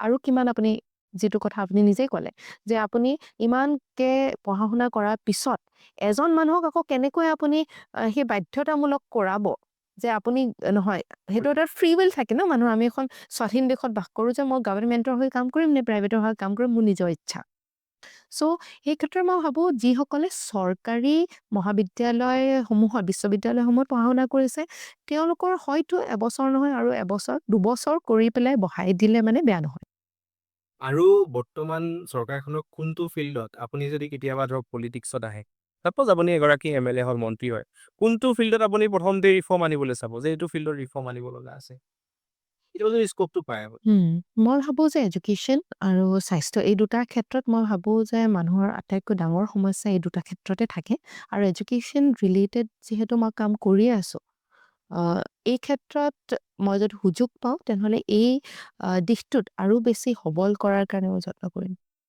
আপোনাক যিহেতু অলৰেডি ক'লে যে কোনোবা এটা পাৰ্টিকুলাৰ দলৰ পৰা এটা নহয় দলৰ পৰা আপোনাৰ কেইবাটাও নহয় মানে কেইটামান আপুনি এতিয়া জাতীয়তাবাদটোক বেছি গুৰুত্ব দিব নে ৰাষ্ট্ৰীয়তাবাদক গুৰুত্ব দিব যদি আপুনি স্ক'পটো পায় দলটোৰ নামটো সোধা নাই জাষ্ট সুধিছোঁ নহয় মই এগৰাকী ৰাষ্ট্ৰীয়তাবাদত বিশ্বাসী এগৰাকী ব্যক্তি হয় কিন্তু মই প্ৰথমে কিন্তু এগৰাকী অসমীয়া মই এইটোত কেতিয়াও বিশ্বাসী নহয় যে আমি বিচ্ছিন্ন হৈ যাব লাগে এইখন ৰাষ্ট্ৰৰ পৰা সেই ধৰণৰ মনোবৃত্তি মোৰ নাই জনগোষ্ঠীয় যুৱক এজনে যে অসমীয়া বুলি স্বীকৃতি দিবলৈ যে টান পোৱা যিটো অসুবিধা কিয়নো আমাৰ গোটেই জিঅ'গ্ৰাফিটো তেনেকুৱা এতিয়া বৰাক উপত্যকাত যদি আপুনি যায় তেতিয়া সমগ্ৰ এখন দ্বিতীয় পৃথিৱী আপুনি দেখিবলৈ পাব বেলেগ আপুনি ধুবুৰীৰ ফালে যায় তেতিয়া বেলেগ এখন পৃথিৱী আকৌ আপুনি যিখিনি হিল ডিষ্ট্ৰিক্ট আছে যি তিনিখন হিল ডিষ্ট্ৰিক্ট আছে তালৈ আপুনি যায়, তাৰ গোটেই পলিটিক্স ইছ্যুজবিলাক বেলেগ। সেইকাৰণে যেনেকে এতিয়া তামিলনাডুত জাতীয়তাবাদ কিয় মানে ইমান ষ্ট্ৰং, কিয় কওকচোন? কাৰণ তাত তামিলিয়ান যিটো ভাৱনা, সেই তামিল জানে, সেই ভাষাৰ একতাটো আছে।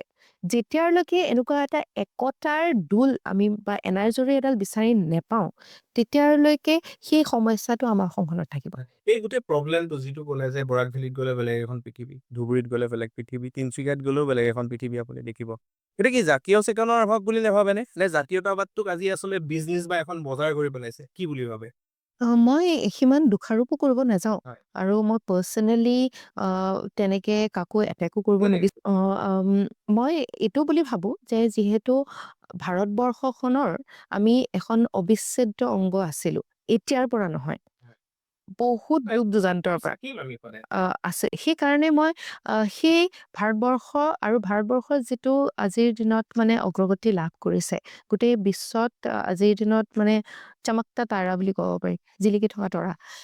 সেই ক্ষেত্ৰত সেই নেশ্যন বিল্ডিংটো যিহেতু মোৰ পঢ়া শুনাও আচলতে তেনেকুৱা ধৰণেই হ'ল মোৰ, সেই ৰাষ্ট্ৰীয়তাবাদত বিশ্বাস ৰাখি পেলাই মই কনষ্টিটিউশ্যন বা যিখিনি পঢ়া শুনা এতিয়ালৈকে কৰিলোঁ, সেই ধাৰণাটো এতিয়াও আছে। কিন্তু সেই ক্ষেত্ৰত কিছুমান কথা এতিয়া উল্লেখনীয়, যেনেকে আমাৰ ছাত্ৰ এজনক উত্তৰাখণ্ডত মৃত্যুবৰণ কৰিবলগীয়া হয়। আমাৰ ৰাজ্যতে আমাক যদি চাইনিজ, কাৰ্বি, গো বেক বুলি ধ্বনি দিয়া হয়, এইখিনি কিন্তু বৰ মানে সহজ নহয়, কথা গ্ৰহণযোগ্য নহয়। সেই ক্ষেত্ৰত আপুনি ৰাষ্ট্ৰীয়তাবাদটো কথা ক'লে, ঠিক আছে, ৰাষ্ট্ৰীয়তাবাদটো আমি ছাপোৰ্ট কৰোঁ বা ৰাষ্ট্ৰীয়তাবাদৰ লগতে আমি থাকিব লাগিব, সদায় জীয়াই থাকিব লাগিব ভাৰতত। কিন্তু এতিয়া জাতীয় চেতনা বা জাতীয়তাবাদো সেই ক্ষেত্ৰত কিন্তু প্ৰয়োজনীয়তা আছে বুলি আপুনি নাভাবেনে? ডেফিনেটলি আছে। আজি জাতীয় কিছুমান আমাৰ সংকট আহি পৰিছে। অসমীয়া হিচাপে আমি কিছুমান সংকটত ভুগিবলগীয়া হৈছে। ৪৮% মানুহ অসমবাসীয়ে আমি অসমীয়া ভাষা কওঁ। এইটোতো 2011 চেন্সাছ। এইবাৰ 27 চেন্সাছ আহিব, চাব এই যিটো পৰিমাণ আৰু কমিছে। হয়তো আমি 40%হে আছোঁ বা 35%হে আছোঁ যি অসমীয়া ভাষাত কথা পাতিছোঁ। এইটো এটা বহুত ডাঙৰ চিন্তনীয় বিষয়, যে আমি যেতিয়ালৈকে আমি নিজৰ ভাষাটোৱে ৰক্ষা কৰিব নোৱাৰোঁ, আমি নিজৰ ঘৰতে এই ভাষাটো ব্যৱহাৰ নকৰোঁ, আমি যদি নিজৰ ল'ৰা ছোৱালীকে এই ভাষাটোৰ প্ৰতি আকৃষ্ট কৰিব নোৱাৰোঁ, তেতিয়া মই জাতীয়তাবাদত বিশ্বাস কৰা যিসকল দল সংগঠন আছে তেওঁলোকক মই দোষাৰোপ নকৰোঁ, আমি নিজেই ফেইলিয়ৰ। নিজে সেই ক্ষেত্ৰত আমাৰ চৰকাৰখনে কিবা কৰিব লগা নাই নেকি? আপুনি কি ভাবে? যে এইবিলাক ঘটনা হৈ আছে বা কিয় হ'বলৈ পাইছে, ইয়াৰ গুৰিটো আচলতে ওলোৱাটো আমাৰ প্ৰয়োজনীয়তা আছে? ডেফিনেটলি আছে। ইয়াত কিছু সংখ্যক যিটো আমাৰ India is a nation in the building বুলি কয়, আমাৰ ভাৰতবৰ্ষখনো এখন ৰাষ্ট্ৰ হিচাপে মানে গঠন কৰিবৰ কাৰণে, গঢ়িবৰ কাৰণে এতিয়াও আমি বহুত প্ৰত্যাহ্বান দেখিবলগীয়া হৈছে। আৰু সেই ক্ষেত্ৰত নট অনলি জাতীয়তাবাদ, আমি ৰাষ্ট্ৰবাদতো বহুত কাম কৰণীয় আছে, যিখিনি সেই ৰাষ্ট্ৰখন বনাবৰ কাৰণে, সবল কৰিবৰ কাৰণে, যে কাৰ্বি এগৰাকীও নিজকে প্ৰাউডলি ইণ্ডিয়ান বুলি কয়, হয়নে? আৰু একেখন ৰাষ্ট্ৰৰ ভিতৰতে যাতে আমাৰ ওপৰত এনেকুৱা ধৰণৰ অন্যায় নহয়, অবিচাৰ নহয়, সেই ক্ষেত্ৰত আমাৰ যিটো এতিয়াও নেশ্যন বিল্ডিং কামটো প্ৰচেছটো চলি আছে, এইটো আৰু বেছি ষ্ট্ৰং হ'ব লাগে বুলি আমি বেলেগ এখন ঘৰৰ কথা ভবাৰ আগতে নিজৰ ঘৰখন প্ৰথমতে ঠিক কৰি লোৱাটো প্ৰয়োজনীয়তা আছে। ডেফিনেটলি। এই ক্ষেত্ৰত মই ভাবোঁ যে জাতীয় চেতনা বা জাতীয়তাবাদটো পিছৰ কথা, কিন্তু আমাৰ অসমখনৰ কথা চৰকাৰখনে বা যোনটো চিষ্টেম আচলতে ভাবিলে ভাল হ'ব। তেওঁলোকে ভবাটো বেছি দৰকাৰ বুলি আপুনিও নাভাবেনে? যে তেওঁলোকে কাম কৰিব লগা আছে, কাম কৰিব পৰা নাই, সেইকাৰণে আজি এনেকুৱা ধৰণৰ ঘটনা বাৰম্বাৰ আমি দেখিবলৈ পাই আছোঁ। ইয়াত চাওক, এতিয়া মই ভাবোঁ যে এইখন চৰকাৰৰ কথা কোৱা নাই, আগৰ পৰাই কৈছোঁ, গোটেই চিষ্টেমটোৰ কথা কৈছোঁ। সেইটোৱে বস্তুটো, যিটো চিষ্টেমেটিক ফেইল। ইয়াত চিষ্টেমটো ক'ত ফেইল হৈছে, যেতিয়ালৈকে এতিয়া আমি ইয়াৰ আগতে এবাৰ দুবাৰ লগ পাইছোঁ, যিটো কাৰণত আমাৰ এতিয়া মাজত এটা সম্বন্ধ গঢ় লৈ উঠিছে, হয়নে? আপোনাক মই দেখিলে এতিয়া অচিনাকি বুলি নাভাবোঁ, আপোনাক মই বন্ধু বুলি ভাবোঁ, হয়নে? এইটো কাৰণে হৈছে কাৰণ কি আমাৰ মাজত সম্বন্ধ ল'বৰ কাৰণে আমি লগ পাইছোঁ, পিপল টু পিপল কানেকশ্যন হৈছে। সেই ক্ষেত্ৰত মই ভাবোঁ যেতিয়ালৈকে এই আমাৰ মাজত এই যিটো বিশ্বাসৰ এনাজৰীডাল যেতিয়ালৈকে ষ্ট্ৰং নহ'ব, আৰু বুলি কওঁতে আপুনি কাৰ কথা? আমাৰ মাজতে, আমাৰ অসমৰ মাজতে, কিমান বৃহত্তৰ অসমীয়া জাতিটোৰ কথা।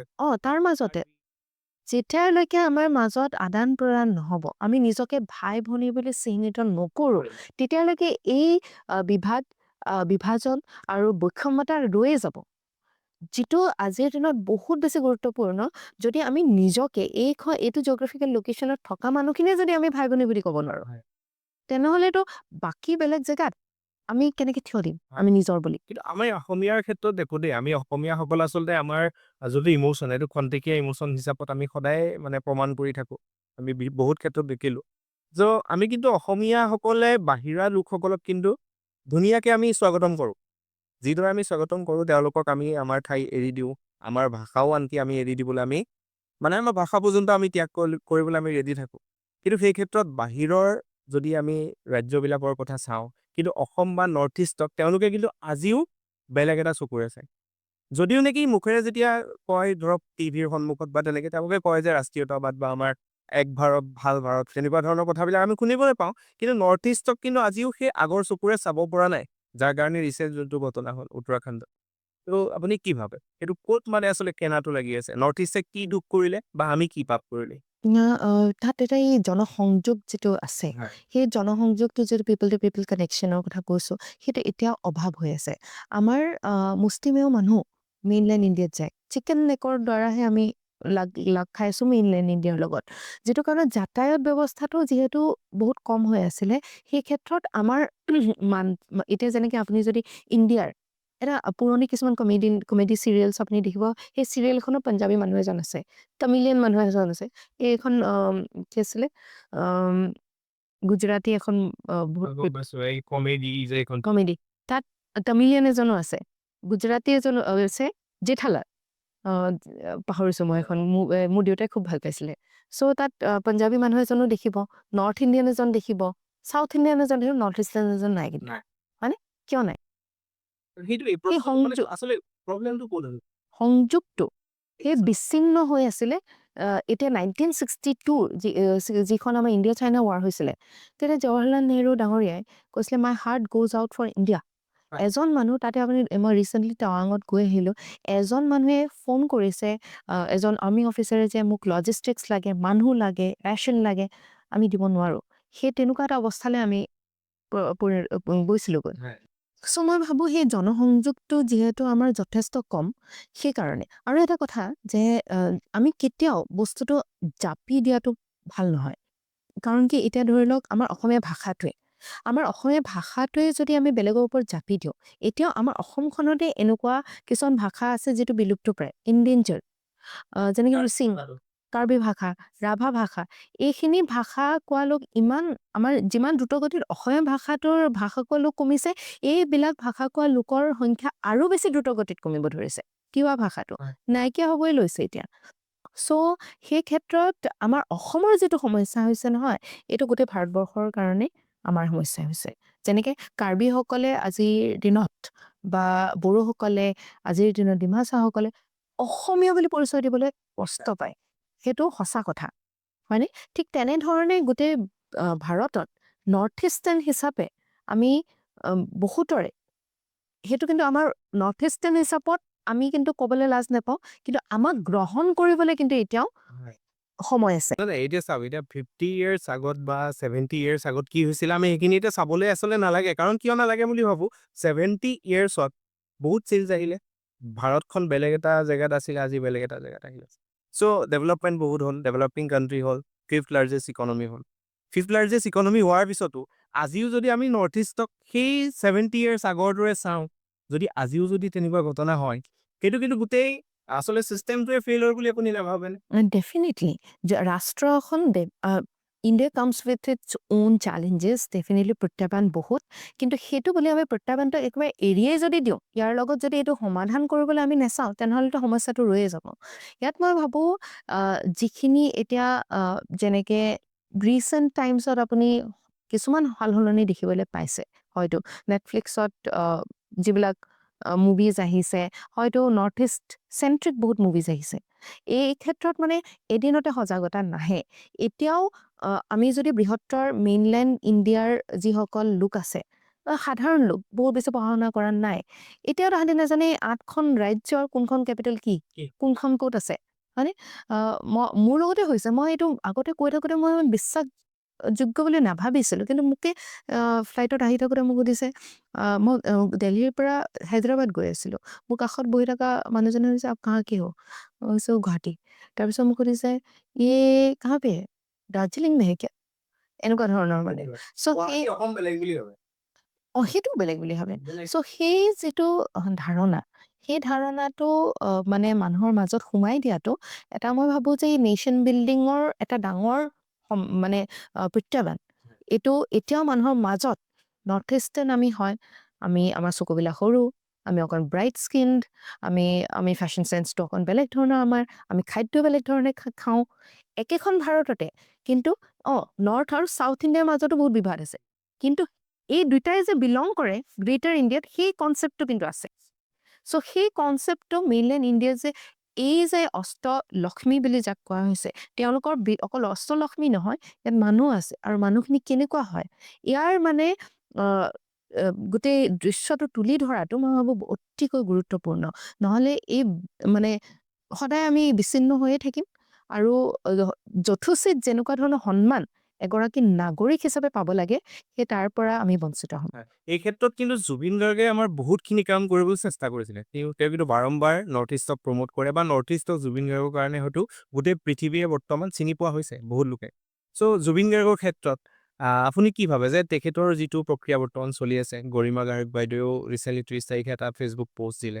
চ' যেনেকুৱা ধৰণৰ আচলতে পৰিস্থিতি বৰ্তমান হৈ আছে বা ছিষ্টেমটো যেনেকুৱা ধৰণে চলি আছে বা ন্যায়িক প্ৰক্ৰিয়াটো আগবাঢ়ি আছে, আপুনি কি ভাবে যে ন্যায়িক প্ৰক্ৰিয়াটো কি হ'বলৈ গৈ আছে?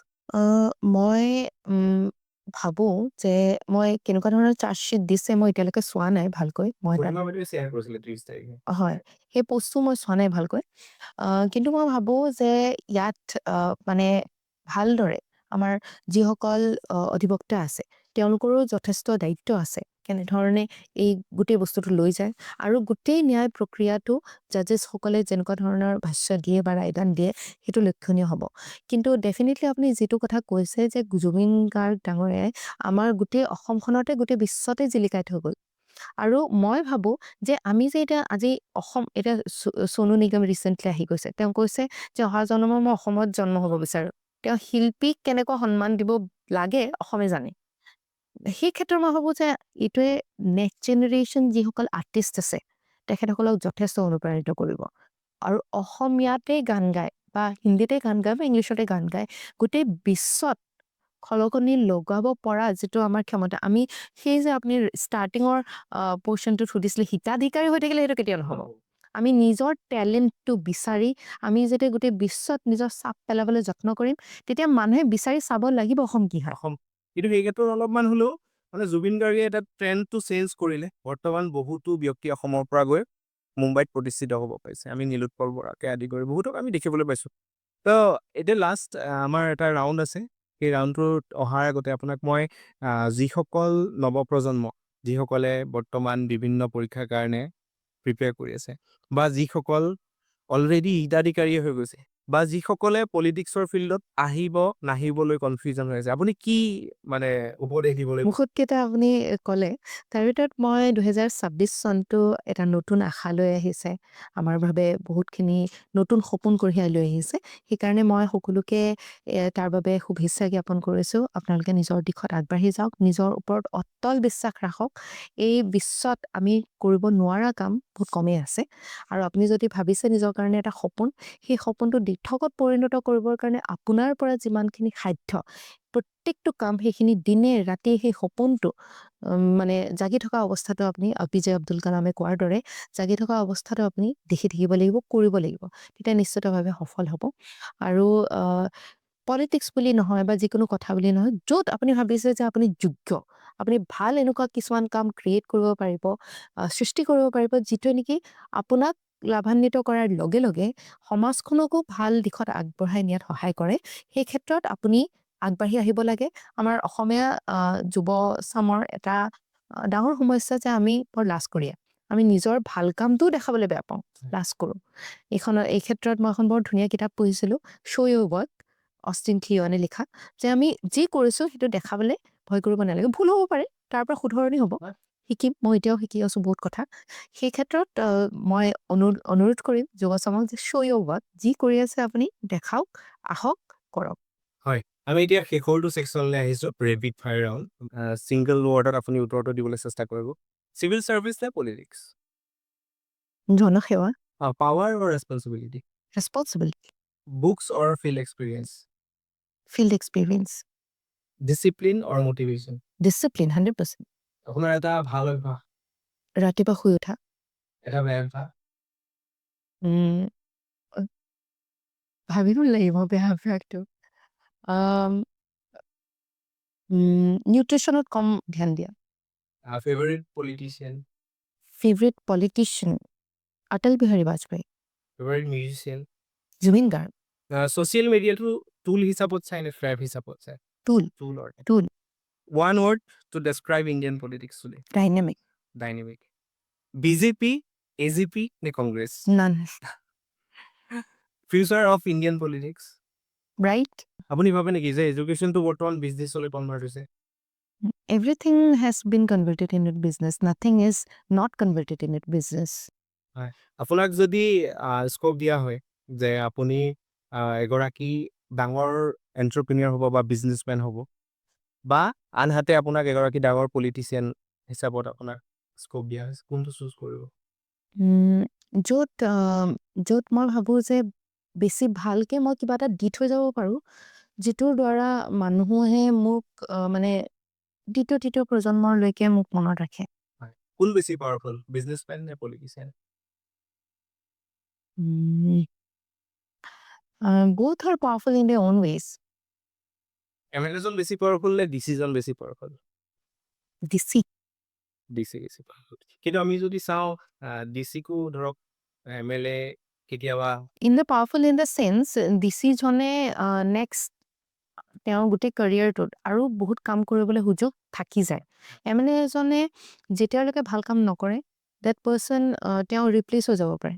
কিন্তু এজন DC সেইখিনি গোটেই অৰ্হতা তেওঁ ক্লিয়াৰ কৰি পেলাই এনেকুৱা এটা পৰীক্ষা পাছ কৰি আহিছে, যিটো কাৰণত তেওঁ জনসাধাৰণৰ হিতাৰ্থে কাম কৰিবৰ কাৰণে ব্ৰতী হ'ব পাৰে নেক্সট 30 বছৰলৈকে, যিমানখিনি এজ থাকে আৰু তেওঁ। ভাৰতৰ প্ৰেক্ষাপটত বৰ্তমান কোনজন পলিটিচিয়ানক আপুনি আটাইতকৈ বেছি সন্মান কৰে? ভাৰতৰ প্ৰেক্ষাপটত মই CM হিমন্ত বিশ্ব শৰ্মা ডাঙৰীয়াক, আমাৰ মুখ্যমন্ত্ৰী ডাঙৰীয়াকে মই ভাবোঁ যে আটাইতকৈ বেছি সন্মান কৰোঁ এইটো কাৰণে, কাৰণ তেওঁ জনসাধাৰণৰ পালছ বুজি পায় আৰু জনসাধাৰণৰ মাজত গৈ জনসাধাৰণৰ মুখ্যমন্ত্ৰী হোৱাৰ যিটো লক্ষ্য হয়তো তেওঁ দেখিছিলে, সেইটো পূৰণ কৰিব পাৰিছে। হিমন্ত বিশ্ব শৰ্মা নে সৰ্বানন্দ সোণোৱাল? দুয়োজনে ভাল, কিন্তু মই ভাবোঁ যে CM আমাৰ বৰ্তমানৰ CM তেওঁ কিছু ক্ষেত্ৰত অলপ বেছি ডাইনামিক হয়। আৰু শেষত আপুনি যিসকলে বৰ্তমান APSC বা তেনেকুৱা ধৰণৰ পৰীক্ষাৰ কাৰণে প্ৰিপেৰেশ্যন কৰি আছে, তেওঁলোকক কি এডভাইচ দিবলৈ বিচাৰিম? যে APSCটো এটা জাষ্ট এটা এক্সাম হয়, এইটো বহুত বেছি ভয় কৰাৰ কোনো কাৰণ নাই। যদি ভালদৰে কেনেকৈ এই প্ৰচেছটো ক্লিয়াৰ কৰিব লাগে, সেইখিনি যদি ভালকৈ আয়ত্ত কৰিব পৰা যায়, এটা জাষ্ট এন এক্সাম, যিটো দি আপুনি এটা কেৰিয়াৰ পাব। এইটো এণ্ড অফ লাইফ নহয়। চ' এইটোক সেই হিচাপে লৈ যিখিনি স্কিলছ আপোনাক লাগে, দক্ষতা লাগে, অৰ্হতা লাগে, সেইখিনি আয়ত্ত কৰিবলৈ যত্ন কৰক। ধন্যবাদ। ধন্যবাদ। আজিৰ অনুষ্ঠানত আপুনি উপস্থিত হোৱাৰ কাৰণে বহুত বহুত ধন্যবাদ। আৰু ভৱিষ্যতেও আমি যদি সুবিধা পাওঁ, এনেদৰে লগ পাম, এনেকুৱা ধৰণৰ কথা কিছুমান পাতি। শেষত আপুনি যিসকল উঠি অহা নতুন নৱপ্ৰজন্মৰ ব্যক্তি আছে, তেওঁলোকে কিদৰে আগবাঢ়িলে আমাৰ সমাজখন সলনি কৰিব বুলি ভাবে, তাক দুআষাৰ কৈ আমি অনুষ্ঠানটো কম। প্ৰথমতে ধন্যবাদ নেত্ৰমণি, আপুনি ইমান ধুনীয়া এটা অনুষ্ঠান কৰাৰ বাবে। আৰু নৱচামৰ কাৰণে সদায় মই ভাবোঁ যে তেওঁলোকৰ দ্বাৰা আমাৰ সমাজত আশাৰ ৰেঙনি আহে, আৰু সেইবাবে তেওঁলোকে উদ্যম লৈ নতুন উদ্ভাৱনৰ দিশে, নতুন প্ৰযুক্তিৰ দিশে, নতুন সম্ভাৱনাৰ দিশে গতি কৰক। আৰু মোৰ শুভেচ্ছা, শুভকামনা, আশীষ যিখিনি আছে দিব পৰা সকলো সময়তে আছে। ধন্যবাদ।